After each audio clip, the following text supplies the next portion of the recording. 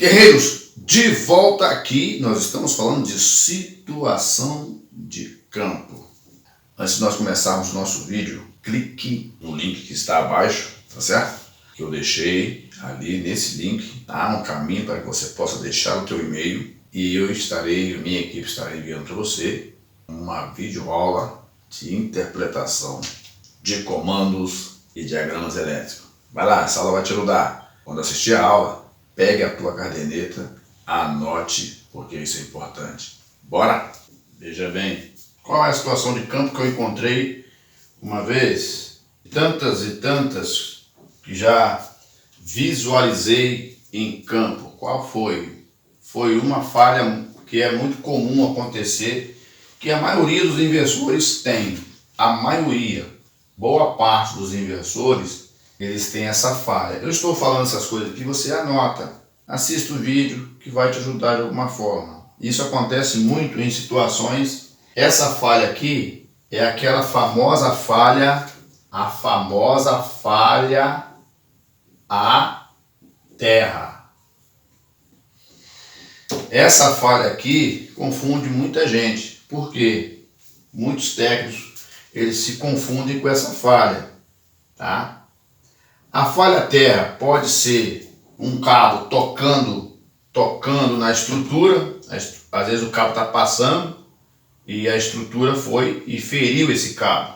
Então esse cabo agora está dando uma passagem para a terra. Conforme a distância, às vezes o inversor funciona. Se tiver mais de 20, 30 metros do local, se for um inversor, aconteceu isso numa empresa tempo agora, e o cabo estava tocando, mas ele entrava em falha depois de uma certa velocidade. Em 800 RPM, tá? O inversor tocava sem se preocupar com aquela passagem de tensão do cabo que ia para o motor para a terra. Mas quando você chegava a 870 RPM mais ou menos, ele abria o bico, dava o erro 00. O mesmo erro do vídeo anterior, dava lá o erro 00. Mas essa falha terra, foi resolvido, porque eu fui lá, eu verifiquei que tinha um cabo, um pico bem pequenininho pegando na caixa de ligação do motor e cortando o cabo. Tem um vídeo gravado aí do inversor CFW11. CFW11, digita lá, inversor CFW11 falha à terra.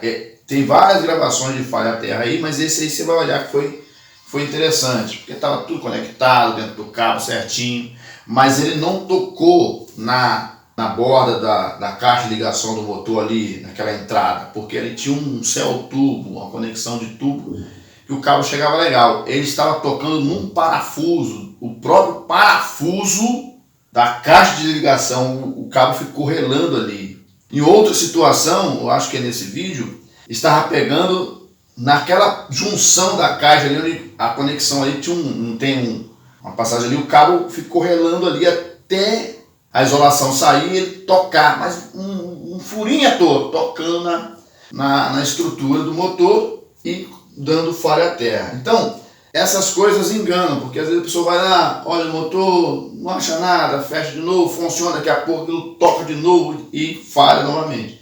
Então, a falha à terra, ela pode acontecer nessas condições que eu falei para vocês. Só que, nesse caso da falha à terra, também tem uma outra situação da falha à terra, que está dentro, que está fora disso aqui. Essa falha à terra estava relacionada ao circuito eletrônico, do circuito eletrônico do inversor. Circuito eletrônico, inclusive eu gravei um vídeo em campo sobre isso, do inversor CFW700 em campo. O que aconteceu? Estava dando, qual era a falha? Não estava dizendo falha à terra, estava dizendo como se tivesse conflito nos circuitos internos do inversor. Uma falha que eu não sei se é a falha F084 do inversor 700, é uma questão assim, Então estava tendo conflito na placa do inversor e ele não acusava esse tipo de falha à terra. Ele acusava porque estava impregnado de pó e estava chovendo muito. Então o pó que estava depositado ali na placa do inversor, ele criou um conflito no inversor. Então ele estava dizendo na descrição da falha que essa falha estava relacionada a conflitos internos. Tá? O inversor 700. Deixa eu ver se eu acho para você aqui. Então, pessoal, mostrar a vocês o que eu estava querendo dizer sobre aquela falha. Falha que eu falei lá na solução em campo do CFW 700. Falha 0084. Autodiagnose. Falha de autodiagnose. Olha lá. O que está explicando aqui? Não lhe dá mais nada a não ser condenar o inversor. Defeito em circuitos internos. Só que eu fiz uma limpeza nele e ele voltou a funcionar, tá? Então, o que acontece? Às vezes há falhas que elas são geradas devido ao conflito que o inversor tem internamente. E uma das coisas que geram a falha é quando o inversor está impregnado. Às vezes eu gravei um vídeo fazendo uma situação de campo para mostrar para vocês o que acontece com o inversor de frequência quando ele está com muito acúmulo de poeira. Em dias normais, seco, beleza, mas se ele estiver trabalhando em tempos úmidos, de muitos chuvosos, pode acontecer que esse inversor entre em conflito e falha. Aí, se a pessoa não tem compreensão sobre isso, acha que o inversor está com defeito, que tem que comprar outro. Então é onde que muitas empresas caem nas armadilhas. Então o que acontece? Inclusive tem um coleguinha que fez um comentário meio desagradável ali, mas eu dei a resposta que ele precisava lá. Então quando a gente mostra alguma coisa em campo, não é que somos aventureiros, né? Não. Quando eu mostrar alguma coisa para vocês, alguém mostrar, tá? É tudo na intenção de ajudar na compreensão, na solução de uma possível falha. Esse inversor CFW 700 estava acusando a falha de autodiagnose porque vários componentes ali estavam tendo conflitos devido a um corpo estranho. Então essa falha até a falha, né, está relacionada ao circuito eletrônico. Em alguns lugares, em algumas situações, essa falha está relacionada à placa interna. O inversor, por exemplo, Schneider, acusa muito isso quando ele trabalha em ambiente molhado. Às vezes tem aquela micropoeira, quando tem aquela névoa de umidade do ar e acaba entrando e o cooler do inversor acaba sugando aquilo, principalmente se você deixar também o ar-condicionado do CCM muito frio demais, ele pode também gerar uma umidade interna. Isso pode comprometer o inversor. Então todas as falhas geralmente não estão só relacionadas ao motor, geralmente está relacionada ao próprio inversor, que ele está acusando que ele está precisando de uma preventiva, a preventiva dele está atrasada, então acumulou ali produtos internos nele, em alguns lugares em pontes rolantes, essas pontes de empresas que funcionam muito, e aquelas rodas são de ferro, elas têm uns desgastes.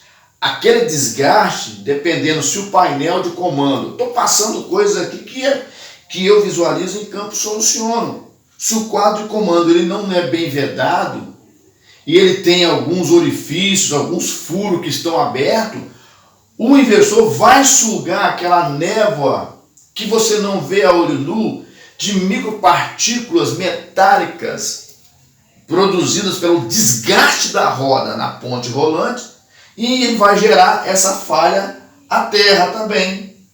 Aconteceu isso comigo, o inversor Santerno. Já não era mais o inversor Santerno, tá? E outros sim. A pessoa falou assim, olha, nós trocamos esse inversor aí, não tem um ano, e ele já está falhando. Então, fazendo uma análise da situação, retirei o inversor, efetuei a limpeza do circuito eletrônico dele, fiz uma preventiva dele, beleza, coloquei de volta, voltou a funcionar. E o que eu visualizei no painel? Muitos furos. Em alguns momentos, às vezes o eletricista ia lá olhar alguma coisa e deixava a tampa do painel aberta.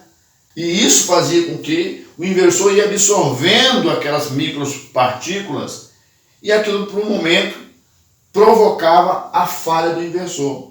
Tem todas essas coisas que você deve avaliar. Quanto tempo esse inversor está instalado ali? Será que o problema está no cabo? Será que o problema está no motor?